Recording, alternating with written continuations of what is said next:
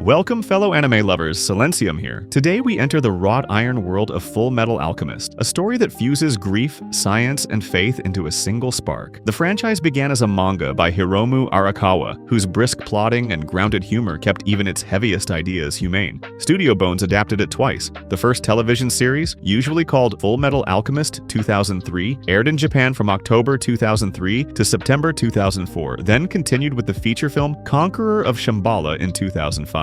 Adult Swim brought the show to the United States from late 2004 into 2006. A second adaptation, Fullmetal Alchemist Brotherhood, aired in Japan from April 2009 to July 2010, with Adult Swim broadcasting the dub in North America from early 2010 into 2011. Both series tell the tale of Edward and Alphonse Elric, brothers who break the first law of alchemy and spend the rest of their youth paying for it. Season by season, the 2003 run unfolds in 3 movements. The early stretch is a road novel about consequence. Ed becomes a state alchemist to chase the Philosopher's Stone. Al wrestles with being a soul in armor, and the show sketches a nation still bleeding from the Ishvalan conflict. The mid-series leans into mystery and metaphysics, and here the anime diverges from the unfinished manga of its time. The homunculi are reimagined with tragic human origins, the villains serve a shadowy mastermind, and the gate becomes a literal threshold between worlds. The final arc pushes toward a melancholy climax where victory has a cost that feels permanent.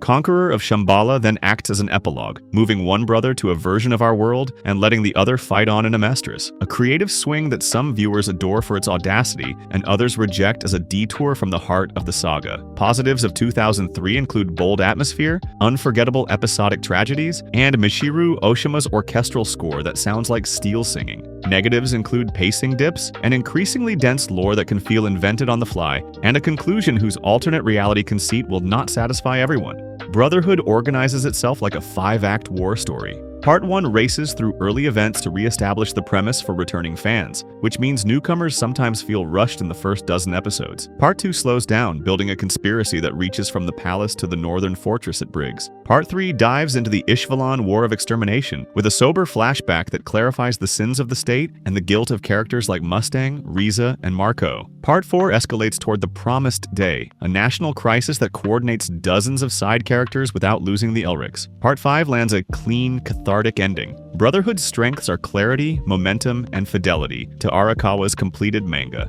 Yasuhiro Iri's direction and Akira Senju's score create a confident tone, and the animation peaks during Briggs, the Greedling battles, and the final siege of Central. Weaknesses include a compressed opening that undercuts a few emotional beats, and the occasional tonal whiplash when a gag follows a grim revelation. Even so, the long game pays off with precision. Why fans love this franchise comes down to 3 pillars. First, a hard magic system with rules that bite. Equivalent exchange is not just science fiction jargon, it is an ethical mirror, and both shows use it to interrogate sacrifice, state power, and the price of knowledge. Second, character writing that dignifies even the bit players. Mise Hughes, Scar, Winry, Olivier Mira Armstrong, Ling Yao, and the Homunculi each carry their own worldview into the story, which makes every clash feel ideological as well as physical. Third, a humane sense of humor. The Elrics can argue like brothers 1 minute and then make a choice that would break adults twice their age the next, and the tonal balance keeps the series from sinking into despair. On the negative side, some viewers bristle at military propaganda vibes. Others find the chibi comedy inserts mistimed, and a few consider the show's treatment of death too convenient in isolated cases.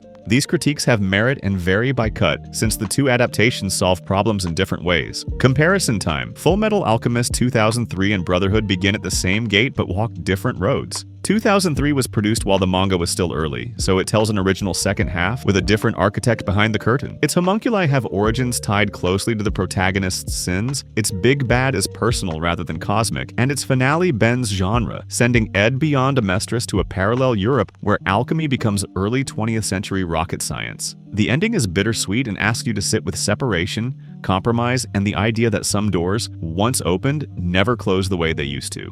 Brotherhood, created after the manga finished, follows Arakawa's map. The homunculi answer to Father, a being with roots in the ancient nation of Xerxes.